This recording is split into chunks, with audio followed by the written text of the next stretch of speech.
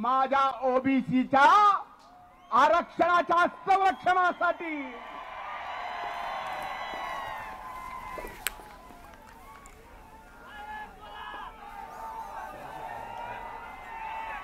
भुजबळ साहेब, आमच्यासाठी आपण वडिलकीचा आधार आहात, आमचे मार्गदर्शक आहात, आमचे नेते आहात.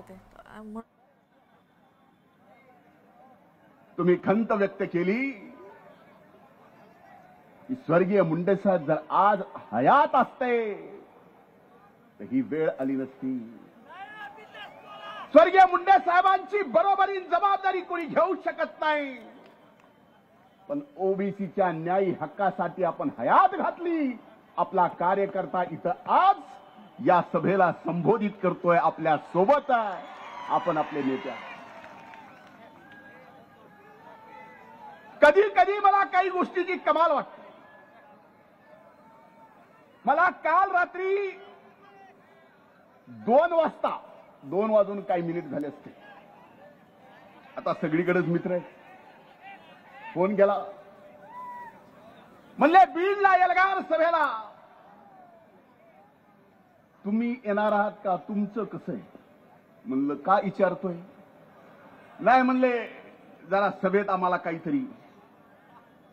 म्हणलं मी तर येणारच आहे. तुम्ही भुजबळ साहेब सुरुवातीला म्हणलात सुतळी बॉम्ब कुणी, पण हे स्वतःचा अनुभव माहिती तिथं बसलेले आहेत का नाही. आज मला या ठिकाणी एवढंच सांगायचं की ज्या छत्रपती शिवाजी महाराजांनी रयतेचं राज्य उभं करत असताना या 18 पगड जाती धर्माला सोबत घेऊन एक गावगाडा उभा केला. आजपर्यंत हा गावगाडा सर्व जाती धर्म 18 पगड जाती धर्मातले सगळे गावातले एकत्र गुणा गोविंदानी नांदत होते. बरोबर आहे का नाही. 2 वर्षापासून एका व्यक्तीनं, एका प्रवृत्तीनं, मी समाज म्हणत नाही, ओबीसी, एससी, एसटी आणि मराठा समाजामध्ये अंतर पडलं. ते अंतर कुठून पडलं, कुठून पडलं. आज माझा मराठा समाजाला सुद्धा नम्रपणे हात जोडून, माझ्या बंधू भगिनींना सुद्धा हात जोडून विनंती आहे, हे अंतर फक्त या 2 समाजात ओबीसी आणि मराठा समाजात अंतर विलीन पाडत नाही, तर तुमच्याशी सुद्धा दगा फटका करतोय. उदाहरणानिशी सांगतो, नाही तर त्यांनी तरी यावं 13 कोटी जनतेच्या समोर. हाके साहेब, आपण सुद्धा इकडे जाऊ की खरा फायदा मराठा समाजाचा या ओबीसीत येऊन नाही, तर खरा फायदा मराठा समाजाचा सुद्धा ईडब्ल्यूएस मध्ये जाऊन आहे, इकडे नाही. पुरावे. पण या ओबीसीत काय यायचंय, मुठभर धनदाडग्या लोकांना सरपंचापासून ते राज्याच्या नेतृत्वापर्यंत पोचायचं, म्हणून हे घुसायचं म्हणतायत. ही सगळ्या समाजाची भावना नाही, मराठा समाजाची सुद्धा. पण ह्यांना पेटवायचं. बरं, पिटवून पिटवून म्हणतो तरी काय, ह्यांनी कुणी सोडलं नाही. अरे कधी कधी माणूस असण्याची, कधी कधी जिवंत असण्याची, आणि हे सगळं ऐकून कसं सहन करावं याची सुद्धा मनाला भीती वाटते. माननीय मुख्यमंत्र्याची आयमाय काढली. भुजबळ साहेबांचं माझं तर काहीच सोडलं नाही. हाके साहेब,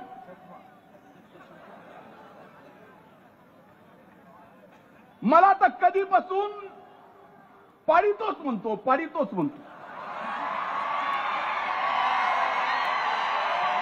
भुजबळ साहेबाला म्हणतो पाडितोच, पाडितोच.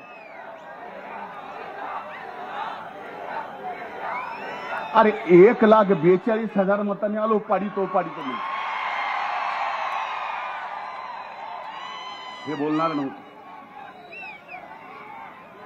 आज आपलं ओबीसीचं आरक्षण त्याच्या न्यायी हक्कासाठी आणि आपलं ओबीसीचं आरक्षण कुणी हिसकावून घेऊ नये म्हणून न्यायी हक्कासाठी हा एल्गार मोर्चा.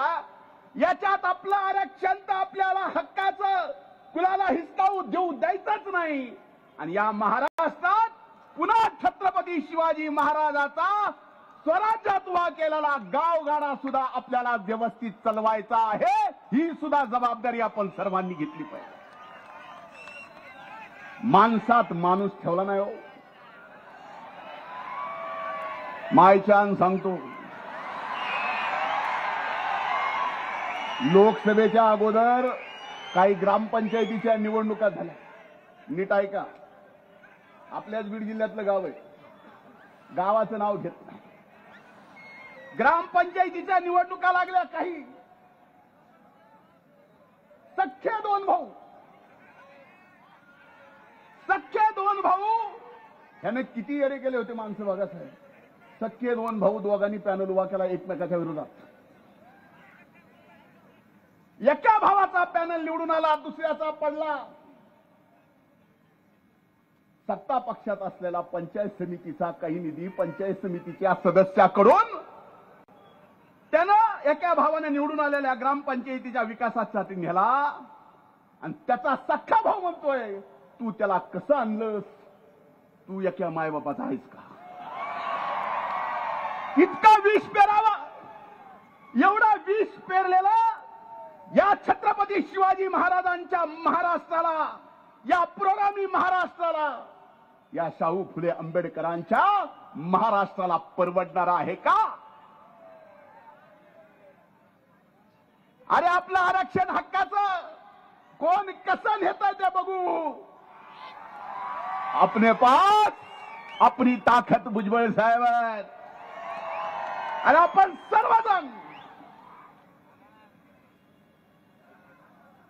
सर्वजण ताकदीनं नाही तर एवढे आलात. ही अभूतपूर्व ऐतिहासिक सभा आहे. आणि ती सभा सुद्धा छत्रपती संभाजी क्रीडा संकुलामध्ये होत्या. हे हक्काच्या, न्यायाच्या, ओबीसीच्या आरक्षणाच्या संरक्षणाची लढाई सुरुवात ही छत्रपती संभाजीनगरच्या संभाजी क्रीडा संकुलाच्या इथून होत्या. म्हणून मला आपल्याला काही गोष्टी या ठिकाणी स्पष्टपणे सांगायच्यात, माध्यमांना दाखवायच्यात. मी एका सभेत बोललो की एमपीएससीचा निकाल मागचा काय लागला, त्यात ओबीसी ची टक्केवर 480 ला कट ऑफ झाला आणि ईडब्ल्यूएसला 455 ला कट ऑफ झाला. ज्यांनी कुणबी म्हणून प्रमाणपत्र आत्ल्यात घेतलं, फॉर्म भरला, एमपीएससी मध्ये 480 मार्क पडले, पण नापास झाला. पण त्याच गाड्यानं जर ईडब्ल्यूएसचं सर्टिफिकेट घेतलं असतं तर ईडब्ल्यूडीच्या मेरिट लिस्ट मध्ये पहिल्या 25 मध्ये लागला असता. पुराव्यानिशी सांगतो, पुराव्यानिशी. आणि ह्याचं खरं बरं एकदा तुम्ही असे माथे कुणाचे भडकू नका. या छत्रपती शिवाजी महाराजांच्या महाराष्ट्रात तुम्ही असे कुणाचे माथे भडकू नका. खरं काय खोटं काय, कायदा काय सांगतो.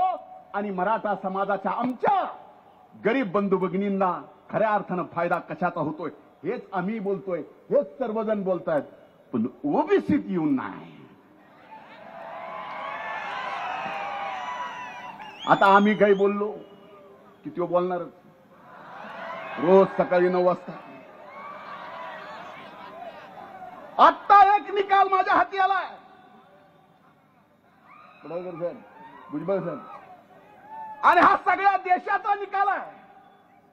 ओबीसी आणि ईडब्ल्यूएसचा, रेल्वे भरतीचा. या देशाच्या निकालात 1.5 मिनिट जास्त घेतो, फक्त वेळेपेक्षा जास्त. अजमेरमध्ये ओबीसी आणि ईडब्ल्यूएसचा 9 गुणाचा फरक आहे. अहमदाबाद मध्ये ईडब्ल्यूएस आणि ओबीसी मध्ये 6 गुणाचा फरक आहे. बिलासपूरमध्ये ओबीसी आणि ईडब्ल्यूएस मध्ये 2 गुणाचा फरक आहे. बिलासपूरच्या दुसऱ्या डिव्हिजन मध्ये 5 गुणाचा फरक आहे. चंदीगड मध्ये 7 गुणाचा फरक आहे. चेन्नईमध्ये 18 गुणाचा फरक आहे. गोरखपूरमध्ये 6 गुणाचा फरक आहे. जम्मू श्रीनगर मध्ये 16 गुणाचा फरक आहे. कलकत्त्यामध्ये 6 गुणाचा फरक आहे. पटण्यामध्ये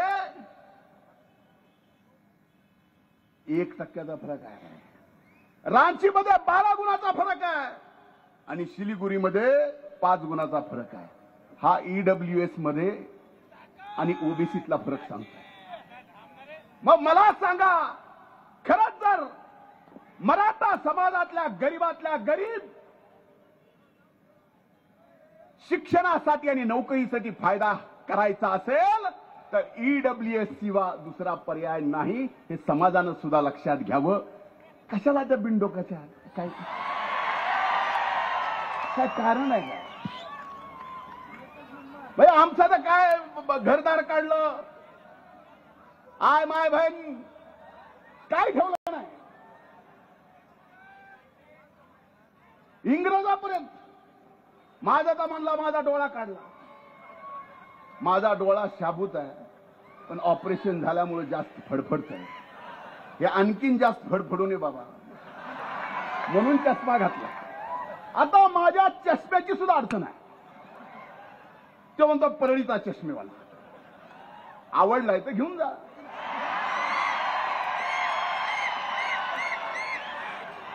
पण ओपून दिसल का नाही मला माहित नाही.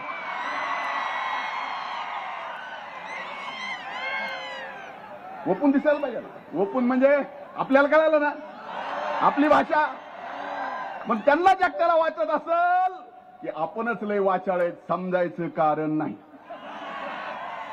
मी तर बाबा हो.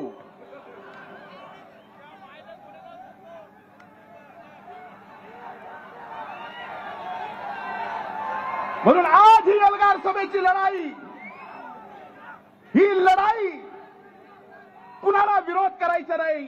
आजही मराठा समाजानं ईडब्ल्यूएसचं घ्यावं. 10% वेगळं आरक्षण जे त्यांना दिलं ते घ्यावं. आम्ही सोबत आहेत. आम्ही खांद्याला खांदा लावून लढा दिला. मी 25 वर्ष मराठा आरक्षणासाठी लढलोय. सर्व जातीच्या आरक्षणासाठी लढलोय आणि त्याचं रेकॉर्ड आहे. कारण ही शिकवण आहे. पण आमच्या ताटातलं कोण घेत असेल तर आम्ही सुद्धा नुसतं बघत बसणार नाही हे आज निश्चित सांगतो. आणि कृपा करून मी जसं सांगितलं रात्री 2 वाजता फोन आला मला, तसं आपल्याला सुद्धा सांगतो. कुणाला घाबरायचं, कुणी अंगावर आलं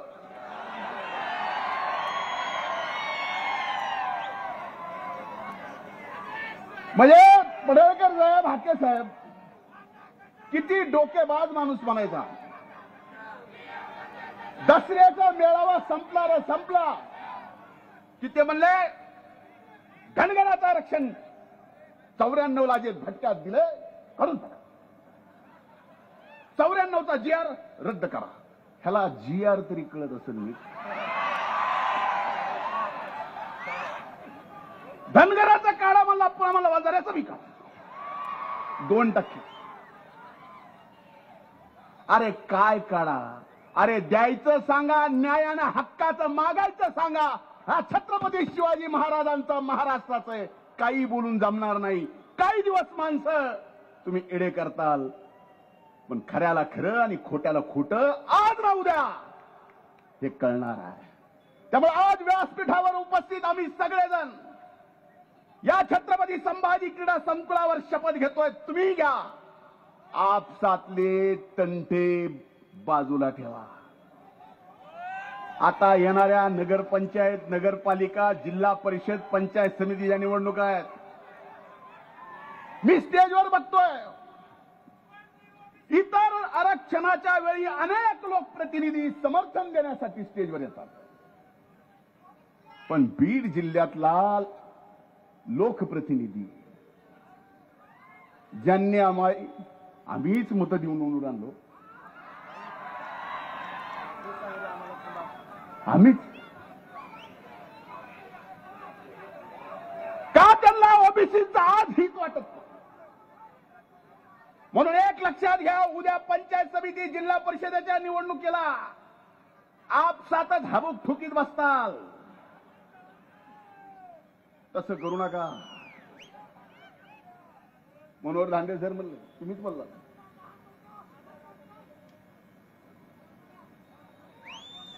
मीच आणला आणि कुणी आणला कुणाला सांगू.